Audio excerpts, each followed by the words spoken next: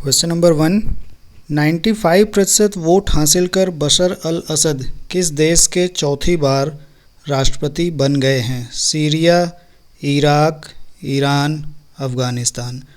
तो इसका सही उत्तर हो जाएगा सीरिया। सीरिया के राष्ट्रपति चुनाव में बशर अल असद ने ज़बरदस्त जीत हासिल कर लगातार चौथी बार सत्ता अपने हाथ में बरकरार रखी है। तो देखिए, सीरिया के राष्ट्रपति जो अभी चुनाव हुआ उसमें इन्होंने जो है जीत हासिल की और चौथी बार सत्ता को अपने हाथ में रखा है। देश में 26 मई 2021 को हुए चुनाव में असद को 95.1% मत मिले और उनको चुनौती देने वाले उम्मीदवारों को, जिसमें महमूद अहमद को मिले हैं 3.3% और अब्दुल्ला सलाम अब्दुल्ला को मिले हैं 1.5%। तो आइए क्वेश्चन नंबर 2 पर चलते हैं। हाल ही में भारत और किस देश ने कृषि में सहयोग के लिए 3 वर्ष के कार्यक्रम संबंधी समझौते पर हस्ताक्षर किए हैं? चीन, पाकिस्तान, इराक, इजराइल। तो इसका सही उत्तर हो जाएगा इजराइल। ठीक है, इजराइल ने भारत के साथ कृषि में सहयोग के लिए 3 वर्ष के कार्यक्रम संबंधी समझौते पर हस्ताक्षर किया है। दोनों देश भारत इजराइल कृषि परियोजना उत्कृष्टता केंद्र और भारत इजराइल उत्कृष्टता गांव संबंधी कार्यक्रम लागू कर रहे हैं। इस समझौते ने दोनों देशों के बीच लगातार बढ़ती द्विपक्षीय साझेदारी की पुष्टि करते हुए द्विपक्षीय संबंधों में कृषि और जल क्षेत्रों को प्रमुखता की मान्यता दी है। प्रश्न नंबर 3 है, हाल ही में अमेरिकी अंतरिक्ष एजेंसी नासा ने किस साल में चंद्रमा पर अपना पहला मोबाइल रोबोट भेजने की घोषणा की है? 2023, 2022, 2024 और 2025। तो इसका सही उत्तर हो जाएगा 2023। हाल ही में अमेरिकी अंतरिक्ष एजेंसी नासा ने 2023 में चंद्रमा पर अपना पहला मोबाइल रोबोट भेजने की जो घोषणा कर दी है। यह मोबाइल रोबोट चंद्रमा की सतह पर और उसके नीचे बर्फ और अन्य संसाधनों की खोज करेगा। यह मिशन रोबोट विज्ञान मिशन और मानव अन्वेषण को साथ साथ चलने का एक उदाहरण है। यहाँ पर पूछा जा सकता है रोबोट विज्ञान मिशन किससे संबंधित है। तो अब हम आ जाते हैं अपने प्रश्न नंबर 4 पर। निम्न में से किसे अंतर्राष्ट्रीय एनी अवार्ड 2020 से सम्मानित किया गया है? Amartya Sen, Raghuram Rajan, Urjit Patel, professor CNR Rao.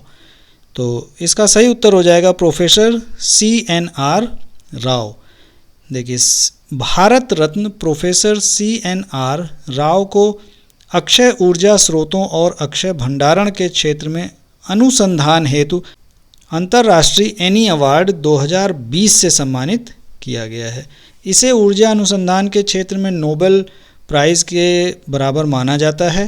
Professor Rao पूरी मानव जाति के लाभ के लिए ऊर्जा के एकमात्र स्रोत के रूप में हाइड्रोजन ऊर्जा पर काम कर रहे हैं।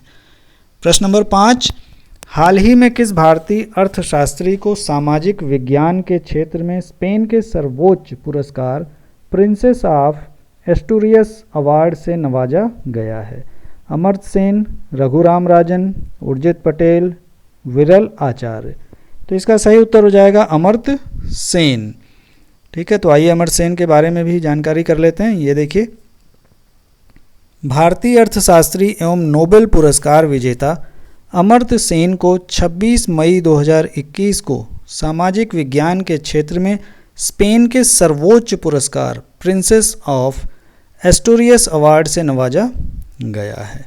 प्रिंसेस ऑफ एस्टूरियस फाउंडेशन ने कहा है कि भुखमरी पर उनके अनुसंधान और मानव विकास पर उनके सिद्धांत लोक कल्याण से जुड़ी अर्थनीतियों ने अन्याय, असमानता, बीमारी और अज्ञानता के बदले में योगदान दिया है, इनसे लड़ने में योगदान दिया है। प्रश्न नंबर 6, हाल ही में मोहाली अंतर्राष्ट्रीय हॉकी स्टेडियम का नाम बदलकर किसके नाम पर रखा गया? मिल्खा सिंह, बलबीर सिंह सीनियर, ध्यानचंद सिंह, अशोक कुमार। तो इसका सही उत्तर हो जाएगा बलबीर सिंह सीनियर। ठीक है, बलबीर सिंह सीनियर यानी पंजाब सरकार ने जो नाम बदला है उसके बारे में जान लेते हैं। पंजाब सरकार ने आखिरकार ट्रिपल ओलंपियन और पद्मश्री बलबीर सिंह सीनियर के नाम पर मोहाली इंटरनेशनल हॉकी स्टेडियम का नाम बदलने की घोषणा कर दी है। स्टेडियम को अब Olympian Balbir Singh senior international hockey stadium के नाम से जाना जाएगा। भारतीय हॉकी टीम को 3 बार का ओलंपिक चैंपियन बनाने में बलबीर सिंह सीनियर ने अहम भूमिका निभाई है।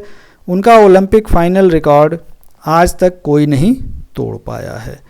तो ये बड़े गर्व की बात है कि किसी खिलाड़ी के नाम पर स्टेडियम का नाम रखा जा रहा है। तो अब हम चलते हैं अपने प्रश्न नंबर 7 पर।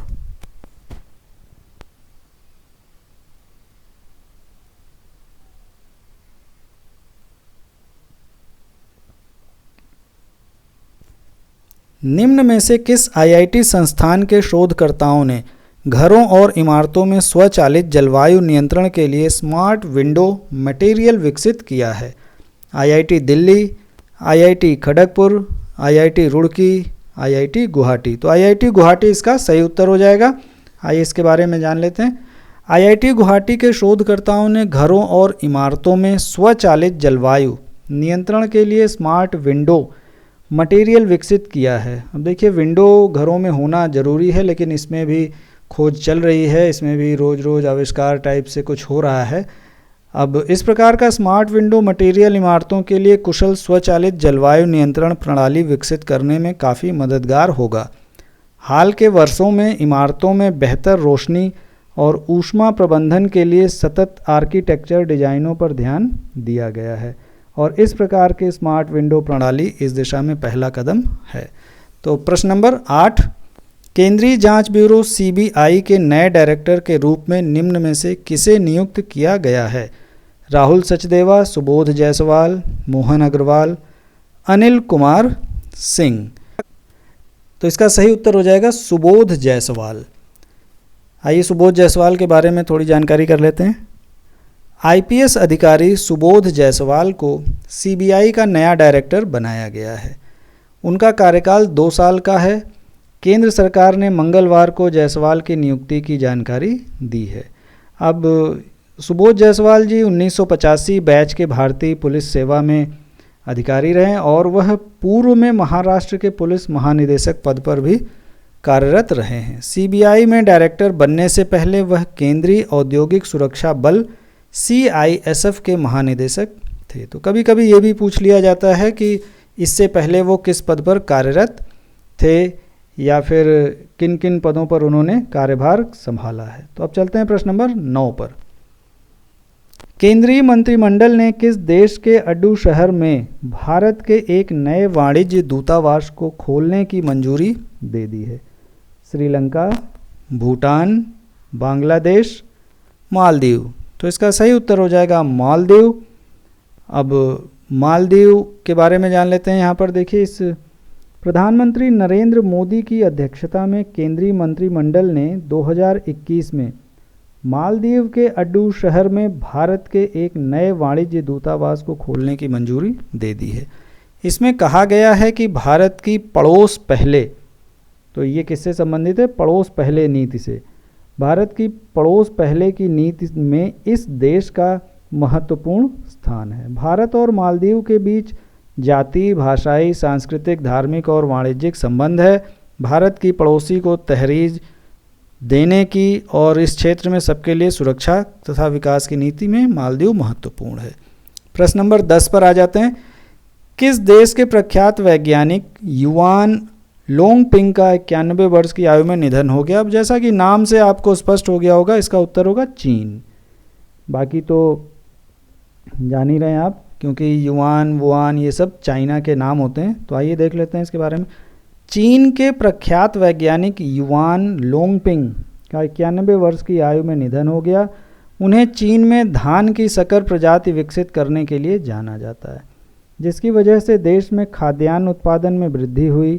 लोंगपिंग को चीन में हाइब्रिड चावल के जनक के नाम से जाना जाता है, यानी उन्होंने हाइब्रिड चावल का जो उत्पादन हुआ उसके वो जनक के रूप में जाने जाते थे और इनका जन्म 1930 में बीजिंग में हुआ। चलते हैं प्रश्न नंबर 11 पर। विश्व थायराइड दिवस निम्न में से किस दिन मनाया जाता है? 10 जनवरी, 25 मई, 12 मार्च, 30 जुलाई। तो प्रश्न बहुत आसान है, मई का करंट अफेयर्स है तो आप समझ गए होंगे। इसका उत्तर हो जाएगा 25 मई। और कोई भी दिन मनाने का मेन वजह क्या होता है कि हम उसके बारे में जागरूकता फैलाते हैं, उससे संबंधित लोगों को जानकारी दी जाती है कि कैसे स्वस्थ रहें किस तरीके से। तो यही यहाँ पर भी है।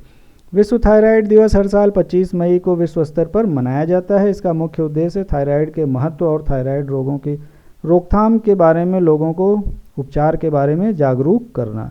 पहली बार 2008 में अमेरिकन थायराइड एसोसिएशन और यूरोपीय थायराइड एसोसिएशन के द्वारा मनाया गया था। प्रश्न नंबर 12 पर आ जाते हैं।